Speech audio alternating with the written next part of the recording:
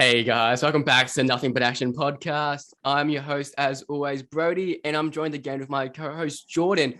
But today we have a very special guest here with us, and that is NBL star for the Southeast Melbourne Phoenix, Mitch Creek. Boys, how are we? They're not bad, mate. Yeah, not bad. Just want to thank you again for coming on the podcast. It means heaps to us. Like, seriously, can't thank you enough. But we'll get right into it. Awesome.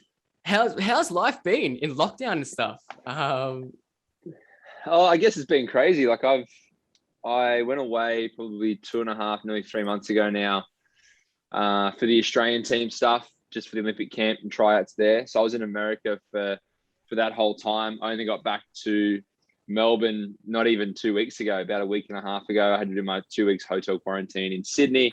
And have now kind of just been out and about here and back into training with the boys at Southeast and enjoying a little bit of the sunshine and rain that Melbourne kind of throws us. All in all, mate, we're just cruising along. It's a little different now, living over here in COVID Central compared to living in sunny, California on the beach and kind of free as a bird to do what you want. So just kind of, migrating my way back into the swing of things here, but having a good time doing it. Are you missing it back in California? Have you been doing skydiving and stuff over there, or? So I've been skydiving for a few years now. Did my solo training and everything, and I've been jumping all around the world. During my time in probably the last 6 weeks when I was over there, I did about 70 jumps, so up to about 135, I think now. So yeah. Slowly getting there, but they're kind of rookie numbers in the grand scheme of things. There's a lot of guys that jump and they might do 100 jumps every 2 or 3 months. They get there pretty frequently, and your professionals and people that do it full time are jumping nearly 1,000 times a year. So it's pretty crazy to think that I've done in a year and a half, essentially take away COVID, only about 130 jumps, but thoroughly enjoy it for sure. Yeah, 130 jumps. That sounds crazy, especially as I hate heights personally. But how'd your career start? I know you're just a boy from Horsham. Did you always see, you being in basketball, or? Not really. I grew up in country Victoria, as you said, but I was a farm boy. I rode BMX, I skated, and lived on a bit of land, and it was pretty rough around the edges. Played footy and stuff. Trained for that most of the week, and just enjoyed being around my mates and enjoying that kind of outdoor lifestyle that you didn't really have many boundaries apart from be home by this time where you got the wooden spoon over the back of the knees or something like that. So I never really thought that I'd be out here playing basketball professionally, to be honest. I didn't think it was a reality or something that could actually happen until I got a little bit older. I made the move to the Institute of Sport when I was 16. Turned it down originally, said no, and then about 6-7 months later I was offered again, and I finally took the opportunity then. From there, it kind of just snowballed into what I do today. So some junior Australian team representative stuff while I was at the Institute of Sport, and then that rolled into a World Cup, World Champs. Performed well at the Albert Schweitzer tournament, won a gold medal there, MVP, All-Star 5, stuff like that. And then it was like, wow, you could actually go to college and do well, or you could go and play professionally. And I chose the professional route straight away. And here I am. This is my 12th season professionally in Australia. I've played a season over in Europe. I've played a season and a bit over in America in the NBA. So, I never thought I'd be in this position doing what I'm doing today. Yeah. Did you want to be a footy player when you were a kid? I did. I really did. Yeah. I did some TAC Cup training. So that's like the Victorian Rebels program. Yeah. I was doing some trainings with them towards the move to basketball. But in all honesty, mate, I just kind of made the choice, like, do I want to play footy? And maybe go for the AFL or go for the draft. And I was good enough, I felt. I had some good height. I had all-round skills. I could move like a rover but play like a ruckman because of my height with basketball. I was a guard in basketball, but in footy I was a ruck.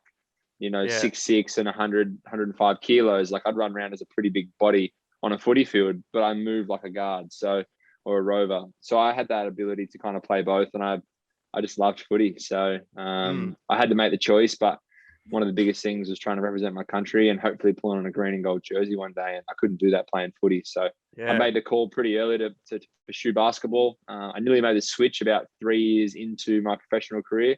I played in Nunawading in the off season in Siebel, and then during that time, I was actually training with Essendon quite a bit. I was training there 3-4 days a week, and then I was doing some stuff did some workouts with Collingwood and the Cats and a few teams. So I definitely did have a good look, and I had some offers there and some stuff on the table that I had to make a choice about. And realistically, it was a pretty close call. Like it was essentially a toss of a coin, but at that stage, I was still young and in my early stages of my basketball career, and I didn't think I was going to get much better, but I took a massive leap in the right direction over the next probably 2 years. And then that's where I started to become, a role player, a six-man, a starter, a captain, an MVP.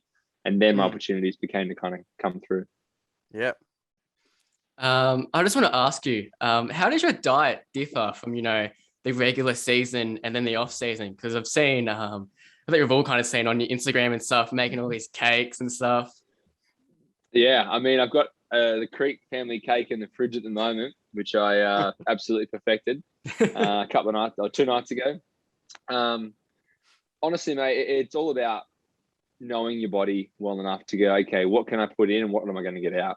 I train with lack of sleep, lack of water. I train with bad diet. I train with good diet. I train with great sleep. I'm really well hydrated. I use different supplements. I use my BCAAs. I've got, some, stuff with Masashi that when I was with them and the teams with them. So a lot of different things that we're trying to use and experiment with and find where is the best thing for me, get a good outcome. And one of the things I've found is, as much as we want to try and tell ourselves, we've got to be eating X, Y, Z and plenty of fruit and veg and whatever else and plenty of good vitamins and minerals and nutrients, at the end of the day, you can perform eating cheeseburgers. You can perform eating pizza. Yeah. But it's the mental fortitude that you have, which allows you to say, I can't play well because I did. Well, that's bullshit. You can play well with no sleep, no water, and eating a cheeseburger before a basketball game. Because I've done that. Yeah. I've had stuff in my life that's, made me super dehydrated, or I've trained too much, or I've been really stressed out and I haven't wanted to eat or drink anything and put myself in a really bad place mentally and physically. Then the next day gone out and had 30 and 10. And I'm like, fuck, maybe I've cracked the code. Maybe this is it. Yeah. Maybe I need to do this more often. I think Dwight Howard, I think he said when he won his MVP, he was eating like all types of candy, chocolate, McDonald's all the time. And he won an MVP doing it. Yeah. And look, I'm not going out and saying do that, because what that does, processed foods, sugars, saturated fats, stuff like that, they create inflammation in the body. It doesn't allow you to recover, it doesn't allow you to grow and perform and get the best out of it. You're at a higher risk of injury and a higher chance of, not being able to recover before your next big session. So the concentration, the mental, toughness you will need is so much greater than if you just, I have a good balance. At the moment, I'm probably 70-30. When I get to a season, I'm probably 80, 85, 15% bad. But I mix it in throughout the week. I won't go, Monday through Saturday afternoon, Mickey Mouse, like greens, salads, all this shit. I just eat whatever I feel is good for me. I have some meat. Like, I eat meat. Shoot me. Okay, cool. I grew up around farms in the country. Like, I like meat. People don't eat meat. That's fine. You have other options of protein sources in beans and a variety of different things. But I just try and make sure I have plenty of veg, plenty of food, plenty of meat. Yep. Whether it's pastas, whether it's, some rice, some simple stir fries, chicken, doesn't matter what it is. I just try and eat in a pretty good sense. I have a soft drink every day. Like, I might have 2 soft drinks every day or so, but I'm working out so much. I'm going to burn off that energy and that sugar. So it's okay. Like, I drink more fizzy water with like a little bit of additives and some sodium in it, because I try and not drink as much soft drink when I'm just sitting here doing bugger all. But I understand what works for me. I know if I'm doing, like today, I've done 2 training sessions and it's my day off. So tomorrow I'll do a session at training. I'll have a 45-minute break. I'll do another session at training. I'll have a 30-minute break where I go and drive. And I do, like, whether it's a one-on-one boxing session or conditioning or strength. And then I'll go and get in the gym. So there might be 3 or 4 sessions. So I know I've got to fuel myself the right way, but I can get away with certain things because of how much I work. But if you're someone that is super receptive to sugar, keeps you up at night, well, that's a bad thing. Stop eating sugar. But you just got to try and understand your body, a bit of trial and error. But at the same time, if you're not an elite athlete, I wouldn't really be trying it. I'd be trying to make sure you eat, sleep, hydrate correctly. You're applying yourself with your physical and your mental training. And then you're going out there and you're trying to understand that if you do all the things to tick all the boxes along the way, the results will take care of themselves. And you can't be deterred by a bad result, because all it is a chance for you to learn a little more effectively and a little quicker, rather than if you win. How many times do you win a game and that win just gets swept under the rug? But if you lose by 30, everything's bad, world's on fire. But sometimes you win games you shouldn't win. And sometimes you lose games you shouldn't lose. So take everything in your stride, understand that you give it your best effort, and you see what result plays out. Yeah. Yeah. I know Brodie touched on the NBA a little bit earlier. I just wanted to say too, that Brooklyn Nets team you ended up playing for, I think that was one of the most fun teams we've seen in the last 5 years. That team was supposed to be one of the worst built rosters out there. And then players like DAngelo Russell, Spencer Dinwiddie, they played absolutely to the point where they ended up making the playoffs. I just want to ask, how was your time on that Brooklyn Nets team? What did you think about it? Yeah, look, I loved it. It was obviously my first chance of playing in a proper roster, being picked up. And then I had the opportunity to go back there and finish the season with them or go and play with the Timberwolves. And I chose the Timberwolves because it was the second NBA team. But I love my time there. The guys are fantastic. I literally was talking to one of the GMs today. I was texting him this morning and, having conversations with people and just having relationships built and formed that I can go back and reach out to and see how their families are, their kids are, or if something, pops up and I need a question answered, or I'm asking for something, maybe a favor, I can ask them, Yeah. To have that, it was because we had such a unique bond. The whole team got along. You got Karis LeVert and Ed Davis and Jared Allen and Dudley and Kenneth Faried. You had some Shabazz Napier, Trajan Grant, all these guys. We had a good team, and you just learn so much, and you have such a good time in such a great environment with a club that wanted to, be the best it could possibly be. That's what's really cool, and that's what I kind of enjoyed the most. Yeah, that team really showed me that I didn't really have too much high expectations for that team, and it just it ended up being one of the most fun teams to watch that year, especially DAngelo Russell. He was insane, all-star that year as well. Did you get to play with him that much? How was your time with him? Yeah, I was obviously there for most of the preseason, and then I was back and forth quite a lot during their season as well as the Long Island Nets season, because I was one of the training guys that could compete. So I was there working out a lot of the injured guys, Kenneth Faried, Jared Dudley, Karis LeVert, DAngelo. Those guys were kind of injured a bit, and I got to play against them and train with them, spend a lot of time around them. They're just regular people. There's nothing different about them.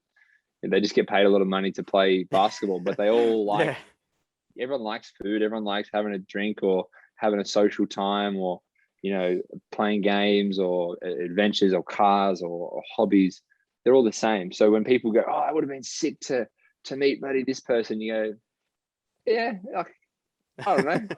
I have just as much fun meeting. I met a gentleman driving today to go and get in the water down at the beach. I met a guy who was driving next to me, and I had my old school car, and he just lied. He's like, mate, is that this, rah, rah. We were talking, and then we took off again and whatever, and I cruised and ended up next to each other again, and we started talking again. And then by the end of it, we had 3 or 4 sets of traffic lights, so we're talking to each other. I get along with people like that just as much as I do someone who makes, $35 million that's an NBA superstar.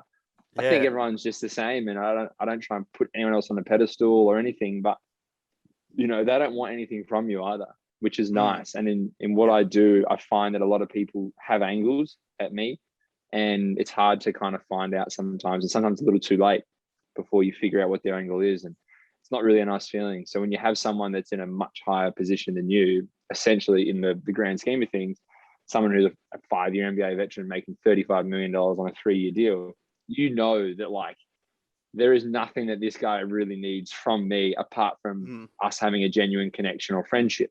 And we're either going to vibe or we're not. And the good thing was we just vibed, and the whole team was really cool. Yeah. How was it like when you got the phone call to play for the Brooklyn Nets?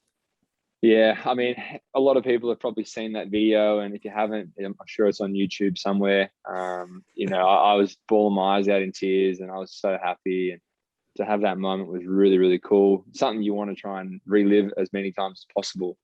But yeah, the first time's always the best, and for me, it was just something that I'll never forget. And I hope everyone gets to experience phone calls like that, where you work so hard for a goal and you work towards it. But at the same time, once you get that phone call, you think, all right, sweet, I've done it. But what have you done? You've just achieved a goal, but you've still got, you get through that door and you open it up. You've done this huge climb up bloody Mount Life Everest, and you open that door and you're like, fuck yeah, I'm here. This is sick. And then you get through that door and you look up and you're like, there's 3 mountains higher. You're like, oh my God, it just started. Like, Yeah. Here we go again. Take a deep breath and you suck it up and you just keep moving, and your goals realign and they shift and they change, and that's where you just got to keep chipping away at it. You mentioned Minnesota earlier. Was it any, like, how much difference was it, to play for Minnesota and then play for Brooklyn? Were the teams like vastly different, or were they? It almost just felt like a little bit the same. A little bit different. It's just like if you take a car to 2 different mechanics, they're still mechanics, but they do it differently, right? Everyone's got their own little niche on things. Everyone's got their own way to look at something or to, fix a problem. I felt like Brooklyn had probably a few more staff on board and a little more personal with their players, but at the same time, it doesn't take away the effectiveness or the greatness of what Minnesota did. And I love my time at both. Like, I really did. Like, I had a phenomenal time, and I was very well coached at both places. I learned a lot. They were always there for me. The ease of access was fantastic at both. The quality of facility and intelligence that the coaches, the front office staff, the back office, like whoever it was just, Mickey Mouse. So I had a phenomenal time at both places. Loved it. Wish I could have stayed there longer, but that's how life goes sometimes. You just need to kind of keep pushing forward and understand that as long as you're happy, then that's the biggest thing. And if you're not comfortable in a situation, then you move forward. And if someone doesn't think that your services are what they need, then it doesn't mean you're not good enough. It just means that situation right now isn't for you. And you just keep on moving forward with the wind and see where it takes you, and understand there's going to be opportunities along the way as long as you're ready and you've worked hard and you're prepared, and no matter what it is at any time, you're ready to strike. Yep. Yeah. Well, I just wanted to ask, what's the hardest player you've had to, guard in and just go up against in, the NBL and the NBA? Yeah, look, I think probably in the NBA would have been Giannis. Obviously, when I played over there, that was his MVP year. He's just so big, so long, so athletic, can go left, go right, can finish. Once he makes 1 or 2 little touch shots or whatever else, it becomes very, very hard to defend. He's definitely a guy that, there's not many guys in the NBA that your team has to defend all at once. He's one of them. LeBron's another. KD's one. I would go as far as saying Kyrie's another. Certain guys like Damian Lillard, like if you don't guard him as a team, he's going to have 30 and he's going to create another 35 points for someone else. And that's what Giannis does. And that's why inevitably he's a champion now. Full credit to him. I think he could have done it in years past. People knack on him for not being able to shoot the ball, but same thing with Ben Simmons. Why are we arguing this? Like, yeah, he's not a fantastic shooter, but he is elite in nearly every other field. And you know what? He's 24 and he's a max contract player. He makes the most money possible in the hardest sport in the world, in the best league in the world. And he can't do the one thing that everyone gets taught to do from a young age that thinks that's the most necessary thing. He's a star. So I think Giannis is a taller version of like a Ben. And I think he's just understood his role a little bit better. And I'd love to see Giannis go and win a few more. That'd be really cool because I think his greatness deserves that. I think he's a once in a lifetime player. As far as the NBL, probably one of the hardest people I've had to guard. There's been a lot of good players over my time. I think Josh Childress was really tough when he came into the league. He was really, really good, like just finished his NBA career and came over here. like he was tough. Like he played at a variety of different positions. He had, size and length and athleticism, and now he's one of our owners, which is really cool. And Josh is a good friend of mine. We spent some time in America together, eating, having a hangout and cruising. So yeah, he's a phenomenal guy and was an even more phenomenal player. Yeah. Well, how do you guys think, for the Southeast Melbourne Phoenix, how do you think you guys will go as a team this year? You've picked up a couple of players, Jochi from Houston Rockets. I think I'm pronouncing that correct. Yeah. And then Xavier Montford. It's, how do you think he's going to go?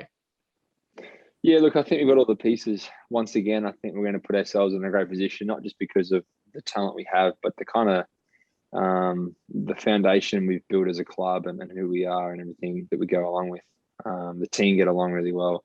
Everyone, last year there was no real issues at all. Nearly every team every year has got something that goes on. And, as much as my crap was a bit of a distraction, the team was so together and we were just so tight. You enjoyed going to training, you enjoyed playing games and winning. And, when we lost and we went through a bit of a rut, we looked at each other like, what's going on? Why can't we figure this shit out? Yeah. We're all such nice guys. Like, why can't this work? How are we stopping ourselves? And we were stopping ourselves. No one else was beating us. We were just beating ourselves. But we figured it out and we became very close and we understood the systems we needed. And, I think this year we've added some pieces. Losing certain players can sometimes be a bonus, can sometimes be a hindrance. But I think with some of the guys that we aren't bringing back, I think we've gone out and got some great talented guys. I haven't seen much of Munford, but I have played against him. I have seen him play. He's a phenomenal player. Just wants to win and wants to work hard, which would be fantastic. So I think he'll be good for us. He'll fit in nicely. And then Jochi, like I've played against him for years now on the Chinese national team, and I've hated playing against him because he's a very good player. He can shoot, he can dribble, he can rebound, he can dunk, he can block shots. He does everything. And I'm really excited. I've already sent him a message and said, hey mate, if you need anything, let me know. Like I'm really excited to have you in, and it'd be cool. It'd be fun for me. Like I spent a fair bit of time in America, and one of my good friends over there speaks fluent Mandarin. So I actually started to learn a little bit while I was over there training with him, and it was pretty cool. So now I can kind of have a few words that I can bring across, and hopefully throughout the season, we can teach each other some English and then some Chinese. So it'd be really cool to have him in, and I'm excited to have his fan base here as well. And they get to see a bit of Australian basketball, and I hope he gets to enjoy some of the Australian culture. Yeah. Well, are there any moments you can specifically remember? When playing up against LaMelo and Hampton and Giddy, because we've seen them come through the NBL league, and now they're in the NBA. Yeah, look, they're all talented players. The whole Next Stars, program is there for a reason. It's to kind of bypass the one and done with college. I think it could be a little bit harder now to kind of keep and maintain some of those guys, just because now the college are paying players. They're giving them portions of that money, which I think should have been done decades ago. And honestly, I do think that along the way, there needs to be a way of compensation to say, okay, we're going to audit these schools because they get audited. And it's like, how much money did basketball, bring in for LSU when Ben Simmons was there? And equally disperse that money across those teams. Now, I don't know what the percentages are now, but say if it's 1% go to the players. Doesn't seem like a lot, but $100 million gets raised. 1%, $1 million. Between 10 players or 15 players, you're looking at 75,000 US a pop. It's pretty good. Yeah. Pay some tax on it. That's 40 grand a year. By the time you finish college, you can actually have a little bit of money in the bank saved. You can get your mum a car. You can help pay some bills or a house. I think that as much as so many people have gone through that system, I'd love to see people continue to get reimbursed from that. Like every year should have people that are, hey, look, we know that it's only been brought in now, but here's a bit of a countback service, whatever it is, good faith, might be a single one-off payment, but just a good natured thing. But I love how the guys are doing that. I love having them in the league. And, RJ was a very talented player, very nice guy. His family was really wonderful. Same with LaMelo. Spent a fair bit of time around him and got to hang out with him off the court a few times and enjoy, who he was as a person. He's a very down-to-earth guy. But as I said, like there's so many guys you can go through. Josh Giddey was another one, extremely talented, who will go on and do some amazing things in the NBA. I've had some very good moments with him on court, talking to him, just watching him play, and then mid-game being like, mate, like, out of free throw line, I'm telling him like, hey, if you actually do this, get into this mindset and think of it this way, you might have X. And he'll be like, oh shit. He's like, bro, I never, yeah, man, thank you so much. Kind of looked at me the first time I said it to him like this guy just helped me. Like, and then, I'm trying to get him in a mindset to be like, this isn't where you need to worry about results, mate. You need to put yourself in a mentality that you're going to grow in this environment while making mistakes. And as much as winning might be here, you might go, your team might end up being a little bit lower, but you're going to have such a better end result. And I think he did a great job of balancing the two between getting some wins and then growing as a player. So excited for all those guys that are making the transition. I hope we get some more great talents. Yeah. Have you spoken to Mojave King at all? Because I think he's projected top 15 in this upcoming draft, and he just signed with I think it was Adelaide. He just went to, and he played for Cairns, I think, last season. So have you spoken to him at all? Not really, nah. But Mojave's a great player. Like I think he's got a lot of talent. He's got a lot of the tools needed to be a great player. In all honesty, like these guys aren't chump change. Like I know he mightn't have played a whole bunch last year, and people kind of gave him a bit of a hard time. But realistically, mate, these guys are great players, and it kind of says a lot about the other teams and the players involved in those teams. Because if a guy like Mojave can't get many minutes, it's kind of saying a lot. And people go, oh, he's so talented, or like this person's so talented, or this person's so good, or how does this guy even play? It's the things that people don't see which are most valuable, and so many players cop it like, this guy sucks to me, and I'm like, why does he suck? Oh, he just fucking sucks. Like he's so shit. Like he can't do that. He never plays. He just sucks. And I'm like, okay, why does he suck though? Like, give me specifics. Oh, well, he just can't make a shot. Well, he's not playing. Okay, but it's like, well, why do you think he's good? And it's like, well, because I know for a fact this guy comes to training early, stays late, he helps everyone, he mentors people, he inspires a work ethic and a quality of excellence you need in a winning team, and makes the right plays, gets subbed in for one possession, doesn't bitch and moan about it, comes in ready, locks up, gets a deflection, gets subbed off next possession, end of a quarter, doesn't play for 2 more games. Those are the guys that are valuable, and it's hard sometimes to recruit those guys because everyone wants to be the star. And I've been both. I've been the marquee guy the last couple of years now, and the main player and MVP of the club. But then I've been the bench guy that doesn't get much time and is out there to play defense and stand in the corner and back cut and try and dunk. That was my role a little bit, be an energy guy. But now I've got a different role because I've understood and I've learned so much more. So yeah, you really appreciate and respect a lot of players when you start to see what goes on behind closed doors, and people just think it's an easy thing to go out and, I could go out and have 8.6 boards with all this stuff. So, you're like, you got no idea. Like you're actually stupid if you think that you can come into this league and have 8 and 6. Like you're actually dumb. I'm sorry to say it, but there's so many stupid idiots out there that sit behind keyboards and, this guy sucks and whatever else. It's like, mate, you couldn't even catch the ball and take 2 dribbles in this league. Yeah. Like you really couldn't. Like, and I get trolled and people try and shit on me all the time, but I just think it's so funny because, you work so hard to be good at something, and then you have to work so much harder to be great. Then you have to work even like ridiculous amounts to be an elite player. And people just like, oh, I could do that. You're like, yeah, right, mate, cool. And I could do a standing triple backflip on the ground, but who knows? Yeah. Well, I don't want to leave you with, I don't want to have you on for too much longer, but I'll just ask one last question if that's all right. Sure thing. I just want to ask, what's the biggest things, you've actually learned in your whole playing career? Yeah, that's a great question. I would probably say that for the people that listen that want to do something that they're passionate about, whether it's sport, whether it's music, whether it's being an entrepreneur, a TikToker, whatever it is, like, it doesn't matter. All these things are super valid. You want to be a carpenter. I don't think you want to water gardens for a job. I don't care.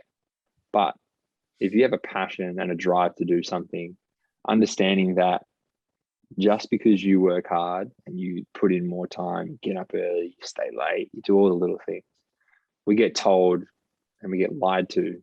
And they say, if you work hard, you can achieve anything. You deserve it. How many times you've been told, oh, no, you deserve it because you work so hard. That's the biggest lie. I think that people have to understand that you need to be ready. Like, you can't just be working hard. You need to be ready to perform at any moment. You have to work like if you want to do e-commerce and sell stuff online, you have to prepare, work, study, learn, develop, like Jeff Bezos is sitting right here going, what are you doing? Why are you doing that? Why are you doing this? I got to be on court working out like MJ or Greg Popovich are sitting on the bench scouting me. Like, if you don't have that kind of work ethic and you don't have that kind of drive to be great, change what you're doing. Find what it is, because it'll be easy to do that. Understanding that once you start to realize that, the work ethic, the practice, the preparation, all the stuff that goes into it, results will come in time. People nowadays want results in a month, a 6-month period, a year, and that's fine. But at the same time, it took me 9 years to be a marquee player in an NBL team. That's a long time to be the main guy. Other guys, it's taken longer. Some guys will never get there. It's a process and it takes time. And just because you don't achieve your goal doesn't mean you have failed. It just means that you need to shift your goals a little bit and understand once you get there, it's okay. But everything else with maximal effort, passion, and love, give it all of that, you've done your job. Make or miss, win or lose, success or failure, franchising a business or not, like, you've done your job. You can be proud of your effort, and just being proud of your efforts when you give it your all is so important. But understanding that just because you work hard and you think you deserve it doesn't mean you're going to get it at all. It means you might get an opportunity to be in the same room, and then that's another whole ball game. Then you've got to go and execute in that room, or you've got to get on that court for that one training session, and you've got to stand out. You've got to knock shots down. You've got to make plays. You've got to be a defensive monster. Like, can you do those things at a high level when all the eyes are on you? Because if you can, you're in. If you can't, you might be out. If you can, you may not even make it still. And they might say, you know what? We have to trade you because it's a cash and trade deal and we just don't have a cap space. And you're like, oh, and they're like, yeah, well, sorry, like, we just can't afford to hang on to you. We need someone else to clear some cap room, and you're good enough, but sorry, it's just not the right time. And you go, cool, no worries, sweet, thank you so much, opportunity. And you go to the next thing. So just those little bits and pieces for me are some of the biggest and most important things. But taking care of your mental is huge. I know today's Are You Okay? That whole thing, I'm not going to be posting about that today, doing the traditional thing. Like, I post very, very regularly about, are people doing okay? Do they need anyone to talk to? Can I be of any service? Can I help anyone? And I think if you only do it once a year and you really check on people once a year, you probably need to reevaluate yourself and your mental wealth and health, because once a year is not enough. And it's, with how tough the world is, you need to be consciously aware of others, yourself, and what's going on around you, because a lot of people are doing it tough, and one day is just not enough. I feel like once a week you should be checking in with those you care about and reaching out to strangers sometimes on the street that looks down or sad. Hey, how you going, mate? How's your day been? It's see how people are doing and be a genuine person. And if you do that, I think life will give you a lot more positive energy. And I think we could all use a bit of that right now. So some of the things I've learned and some of the things I try and take a lot of pride and put a lot of focus into. Wow. Yeah. Pretty good note. Well, yeah, thank you, Mitch. Seriously, I can't thank you enough. Like, it means heaps having you on here on the podcast. Thank you heaps, man. I hope you have a good rest of your day. Hopefully do something productive. It's a rest day. Yeah. So yeah. Yeah, no, thanks, boys. Thank you so much. Appreciate you guys for having me on. Good luck with everything moving forward. Hope you guys do a really good job here and continue to grow. And help and share some Thank you. great experiences from people with a lot of eyes. So all the Yeah. best. Thanks, Thanks, man. Mitch. See ya. Have a good No one. worries. Awesome.